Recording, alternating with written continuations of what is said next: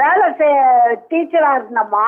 எத்தனை வருஷம் ஆச்சு? எனக்கு இன்னும் சொல்லி கொடுக்குறது. நான் அடுத்த பசங்களுக்கு சொல்லி கொடுத்து வளர்த்துவோம் நான். சரி வாடகை. ஏமா நான் என்ன சொல்றேன், எல்லாம் நீங்க பெத்த பிள்ளைங்க, அவங்களுக்கு ஒருத்தருக்கு ஒருத்தருக்குள்ள சண்டை வராம பார்த்து பண்ண வேண்டியதானேம்மா. ஒருத்தருக்கும் துரோகம் பண்ணலையா நானு? சரி அம்மா, சொத்து பிரச்சனை எல்லாம் அங்க இருக்கட்டும், நான் உங்கள்கிட்ட பேசுறேன். நீங்க உங்க பிள்ளைய பாக்குறீங்களா ஒரு வாட்டி? ஐயோ ஏமா, நான் பார்க்கவே மாட்டேம்மா. அவ மூஞ்சே நான் பார்க்க மாட்டேன். சரி செத்துட்டாங்கன்னு சொல்றீங்க நீங்க.